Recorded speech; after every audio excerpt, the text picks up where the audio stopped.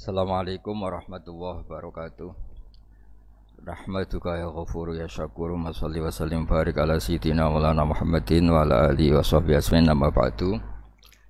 Yang sangat saya hormati putra guru kami Gus Yasin, juga yang sangat saya hormati Kiai Haji Lukman Hakim Saifuddin, juga Neng Alisa, Kiai Syafiq, dan dari pihak Sukun Bapak Haji Hilmi, juga Direktur Teluk Lamong Bapak Haji Faruk Hidayat, juga teman-teman Muhibbin Santri Gayang yang saya hormati.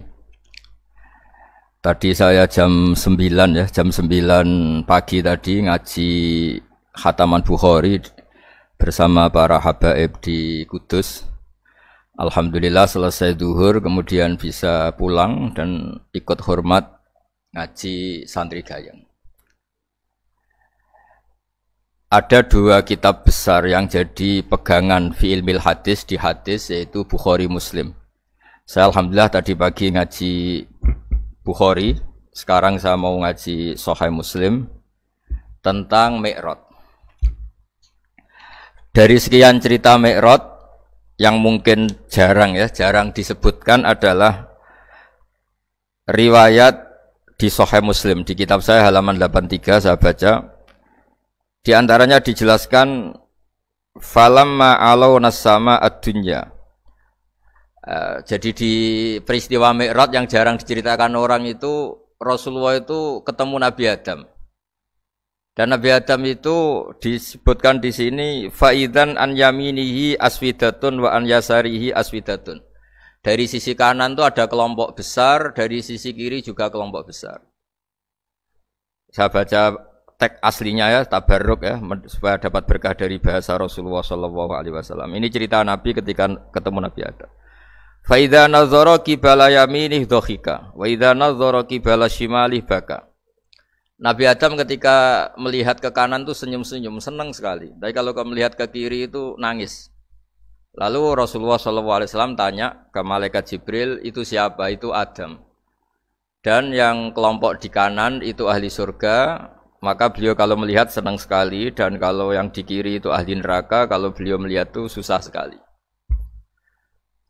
Artinya apa? Betapa susahnya jadi Nabi Adam itu. Jadi kalau misalnya ada koruptor ketangkep gitu ya, yang nangkep ya cucunya, yang ditangkep juga cucunya.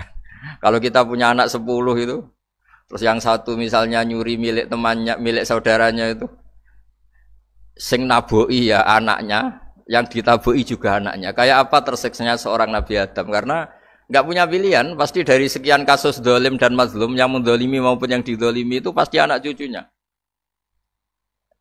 Jadi betapa susahnya seorang Nabi Adam. Jadi termasuk kearifan kita sebagai manusia itu belajar dari takdir yang kita hadapi, yaitu keterbatasan kita sebagai manusia. Kita harus bisa ngelola kegagalan, terima qadha qadar. Makanya kata Mbah Mun, abahnya Gus Yasin itu sering cerita ke saya, iman itu paling dhuwur itu iman qadha qadar, khairihi wa syarrihi minallah. Kita harus punya kesiapan iman khairihi wa syarrihi minallah. Bahwa segala kebaikan, segala syar itu sudah digariskan oleh Allah Ta'ala. Kita bisa apa sebagai manusia? Jadi pertama Nabi Muhammad ketemu di as-sama idunya, langit paling dekat. Itu ketemu Nabi Adam dengan kondisi seperti tadi. Kalau melihat ke kanan itu senyum, karena itu anak-anak beliau, turunan beliau yang ahli surga. Kalau melihat ke kiri itu nangis, karena itu cucu beliau yang ditakdir tidak jadi orang baik. Artinya kalau ada peristiwa sosial apa saja, yang satu zalim, yang satu mazlum, atau yang satu benar, yang satu salah, atau sama-sama benar tapi salah faham, itu semua adalah cucu Nabi Adam alaihis salam, dan itu membuat beliau kadang-kadang dohika, kadang-kadang senyum, kadang-kadang baka, kadang-kadang nangis. Jadi itu yang menjadikan tambahnya arifnya Rasulullah SAW. Saya teruskan. Qultu ya Jibril man hadha? Qal hadha Adam wa hadhil aswida an yamini wa an shimali nasamu bani. Fa ahlul yamin ahlul jannah wal aswida allati an shimali ahlun nar. Fa idza nazara qibala yamini dhahika wa idza nazara qibala shimalihi baka. Itu seperti misalnya kita punya anak 5, yang satu sukses jadi profesor doktor atau jadi orang alim, yang satu sekolah saja agak naik, misalnya sudah agak naik, ngentekno dunya itu nghabiskan harta itu kan. Tapi barokahnya itu mungkin kita mau jadi sombong enggak jadi gitu karena punya anak yang enggak sukses. Mungkin barokahnya punya anak enggak sukses itu meredam keangkuhan kita, terus kita menjadi orang yang sopan dengan tetangga, dengan orang lain karena dipaksa punya hal-hal yang seperti itu. Jadi semua yang ditakdir Allah kalau kita ridho itu pasti baik. Karena ya kata yang ngarang kitab hikam itu orang tawaduk itu kalau dinasehati pakai teks saja tidak cukup. Kalau punya utang tuh tawaduk sendiri gitu. Guyonannya orang-orang kiai gitu. Ada orang sombong. Supaya ada sombong kalau dia ketemu orang yang ngutangin tuh pasti sopan sendiri. Jadi kalau dinasehati suruh sopan susah. Tapi kalau ketemu orang yang ngutangin atau ketemu orang yang dia butuh pasti dengan sendirinya sopan sendiri. Atau ketemu orang yang menjadikan anaknya dapat pekerjaan, menjadikan keluarganya dapat job pekerjaan. Pasti dia sopan sendiri karena utang jasa. Nah kalau kita pasti sopan sama orang yang ngutangi kita, yang menolong kita, apalagi dengan Allah Ta'ala yang semua yang kita pakai pasti dari Allah Ta'ala. Dengan demikian sudah keharusan kita sangat-sangat sopan pada Allah Ta'ala. Yang implementasinya dengan sujud dan dengan sholat. Itu juga yang dibawa dari hasil Mi'raj. Ini saya baca tagnya ya, saya tadi jam 9 baca Bukhari di Kudus sama beberapa habaib, Alhamdulillah. Sekarang saya teruskan dengan Sahih Muslim. Termasuk kitab 6 yang paling dipakai ahli sunnah itu Al-Kutubus Sittah, yang paling pokok itu adalah Bukhari Muslim. Terus kemudian naik-naik terus ketemu Marartu bi Musa alaihi salam. Ini nabinya Bani Israel. Saya kemudian ketemu dengan Nabi Musa alaihi salam. Nabi Musa itu nabinya Bani Israel. Jadi orang Bani Israel itu bawaannya itu protes. Protes itu komplain. Ketika makomnya beliau dilewati Rasulullah SAW, kelas beliau sebagai nabi, beliau nangis. Ketika nangis ditanya, "Ma yubkika, kenapa engkau nangis ya Musa?" Terus ini saya baca supaya seperti tagnya. Kata Nabi Musa, "Rabbi hadza ghulamun ba'astahu ba'di, yadkhulu min ummatihi al-jannata aktsaru mimma yadkhulu min ummati." Ini lelaki atau nabi junior, nabi yang datangnya setelah saya, mestinya senior saya. Tapi nabi ini sukses, umatnya lebih banyak masuk surga ketimbang saya. Ini yang bikin saya nangis. Jadi pikirannya Nabi Musa kalau beliau senior, beliau lebih dulu ya umatnya lebih banyak masuk surga. Ternyata enggak, masih banyak umatnya Rasulullah SAW. Dan ini gaya beliau yang suka protes itu berkah karena protesnya orang soleh. Saya ulang lagi, apa-apa kalau dilakukan orang soleh itu pasti barokah. Ketika Rasulullah dapat perintah 50 sholat, itu Nabi Ibrahim pertama yang dilewati karena di langit paling atas dibanding nabi-nabi yang lain. Itu Nabi Ibrahim diam karena beliau tidak punya tradisi protes.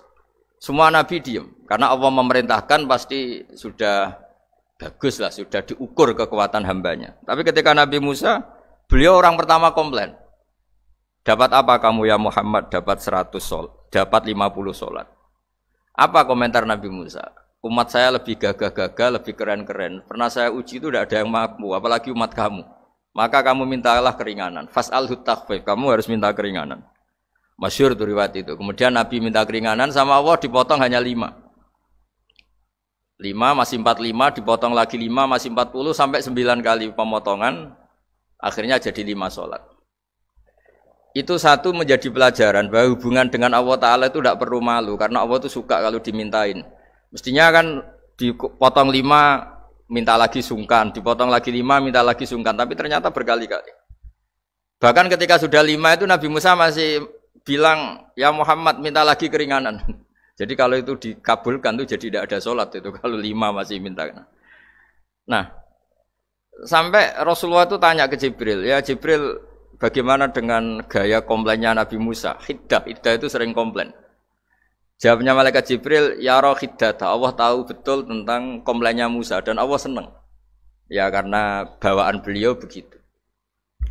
Ini penting saya utarakan bahwa dalam Islam itu orang yang lemah lembut, yang samahah, Allahun halim kayak Nabi Ibrahim itu juga Allah suka. Yang suka komplain tapi demi hak bukan demi konflik. Saya ulang lagi, demi hak bukan demi konflik juga Allah suka. Itu kita menjadi dapat sholat yang hanya 5 itu barokahnya komplainnya Nabi Musa karena kita yang lemah ini diukur dengan umat beliau yang kuat, ternyata umat beliau tidak kuat. Barokahnya tidak kuat itu dipakai tolak ukur, apalagi umatmu ya Muhammad. Kemudian itu yang menjadikan Nabi sebagai orang yang sangat tawaduk karena yang merintahkan itu senior.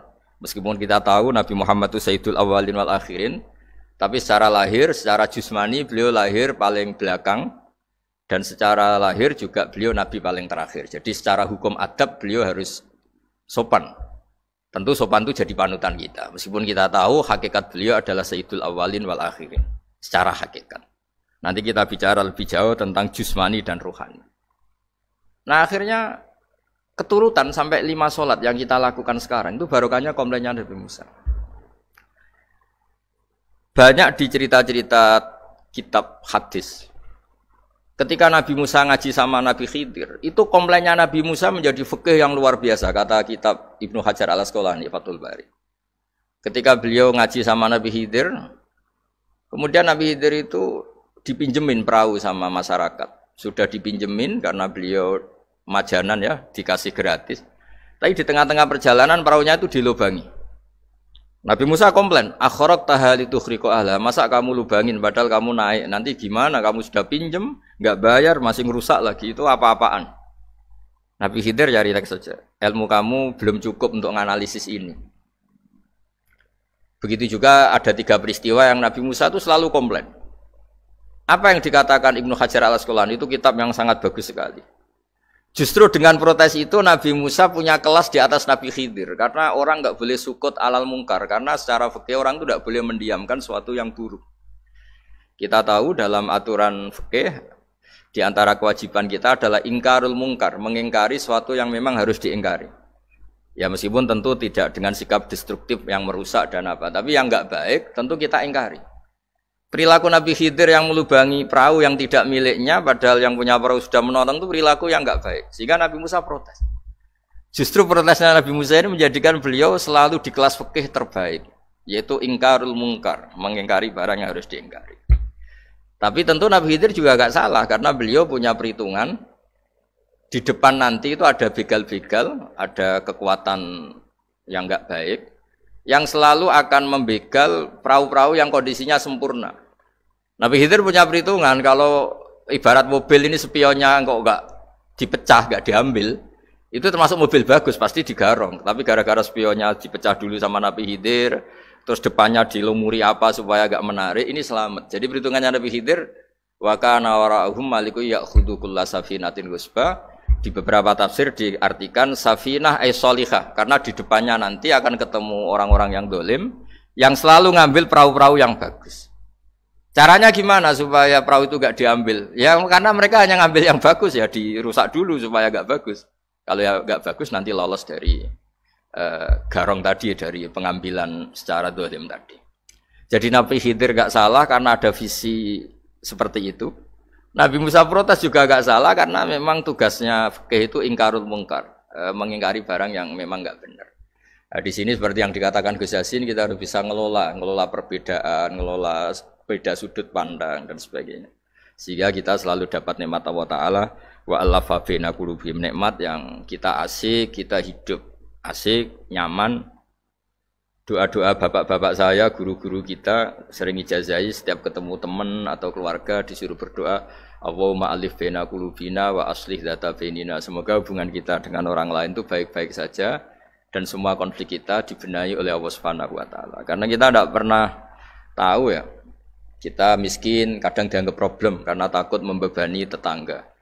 Tapi kita kaya juga kadang dianggap problem karena orang lain takut kalah dengan kita. Kita tidak pernah tahu cara pandang orang lain. Jadi kadang-kadang kita menang gitu, sama yang senang dikira kita pemikir serius gitu. Tapi sama yang nggak senang dikira kita merengut. Kita guyon, kata yang senang itu luar biasa. Kita dianggap orang yang ceria. Bagi yang nggak senang dianggap arogan. Jadi kita tidak pernah bisa ngelola pikiran orang lain. Nah, barokahnya rahmat Allah yang tidak terbatas kita seperti ini. Dan itu digambarkan oleh Allah Ta'ala ketika ketemu antar Nabi itu. Cara pandang ya beda-beda. Nabi Ibrahim itu kalau melihat orang yang enggak benar, itu ya ngendikane faman tabi'ani fa innahu minni wa man asani fa innaka ghafurur rahim. Ya Allah, yang ikut saya ya karuan kelompok saya, yang tidak ikut saya semoga engkau banyak mengampuni mereka. Nabi Nuh beda sekali cara pandang. Nabi Isa ubudiyah murni. Ketika melihat orang yang enggak benar, beliau tidak ngambil sikap. Beliau ngendikan intu adzibhum fa innahum ibadu. Kalau engkau siksa nggih monggo Gusti, wong itu hamba-hamba jenengan, itu terserah jenengan. Wa in taghfir lahum, kalau engkau ampuni nggih monggo, jenengan yang punya pertimbangan lebih bijak. Dan itu yang dalam banyak hadis ketika Rasulullah SAW melihat umatnya di akhir zaman yang macam-macam, Nabi ngambil sikap kayak sikapnya Nabi Isa. Sebagian riwayat Nabi mengatakan fa'aqulu kama qalal abdus soleh. Saya akan ngambil sikap kayak sikapnya al abdus soleh. Di hadis itu diredaksikan yaitu dengan redaksi intu adzibhum fa innahum ibaduk wa in taghfir lahum fa innaka antal azizul hakim. Ya saya teruskan. Kemudian akhirnya Rasulullah SAW sampai ke Sidratil Muntaha. Wa ra'aitu Ibrahim alaihi salam wa ana asbahu waladih bih. Ketika ketemu Nabi Ibrahim, hubungan Rasulullah itu sangat emosional. Beliau yang pertama diceritakan, saya ketika ketemu Nabi Ibrahim itu senang sekali karena ternyata saya ini cucu beliau, turunan beliau yang paling mirip beliau.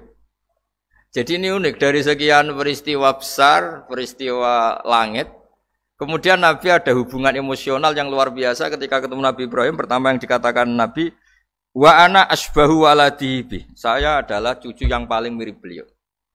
Dan ini kita tahu akhirnya di semua syariat kita istilah resminya itu anit tabi millata Ibrahim hanifa. Di istilah resmi agama kita millata abikum Ibrahim, agama leluhur kamu Ibrahim. Kita ketika baca sholawat Allahumma sholli ala sayyidina Muhammad, terusannya juga kama shollaita ala sayyidina Ibrahim wa ala ali Ibrahim. Dan seterusnya dan seterusnya. Kemudian yang terakhir saya cerita secara akidah Ahlussunnah wal Jamaah yang dianut oleh Imam Asy'ari dan Maturidi. Meskipun secara lahir itu Nabi mengalami pertemuan dengan Allah di Sidratil Muntaha, tapi tetap saja kita cara pandang bahwa Allah Ta'ala itu mukhalafatul hawadis. Allah tidak bisa kamu andekan di satu tempat terus mengalami hal-hal yang kita alami sebagai makhluk. Sebab itu sirinya kenapa di surat Isra dimulai dari subhanalladzi. Allah tetap maha suci. Maha suci itu artinya terbebas dari yang kita alami.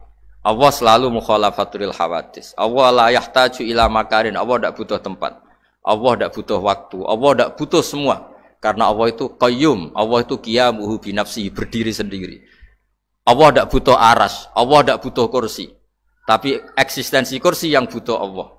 Allah tidak butuh aras, tidak butuh kursi. Tidak butuh langit, semuanya itu berdiri karena Allah. Bukan sebaliknya Allah berdiri di atas semuanya. Sehingga kita mulai kecil diajari Allah itu siapa? Al-Qayyum. Kalau bahasa kita qiyamuhu binafsi, selalu berdiri sendiri. Dan Allah itu Al-Ghaniyul Mutlaq, nggak butuh yang lain. Di sini pentingnya selalu Nabi ngendikan subhanallah, subhanallah, wiridanya tetap Allah itu maha suci, Allah maha besar, Allah maha agung. Dan keagungannya diantara ditandai dia punya sifat yang tidak sifat kita. Dia punya keabadian yang tidak bisa kita miliki.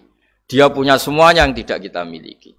Itu sebab itu dimulai subhanalladzi asra bi abdi lailam minal masjidil haram. Jadi kata subhana ini maha suci itu maha suci dari tempat, dari waktu, dari apa saja.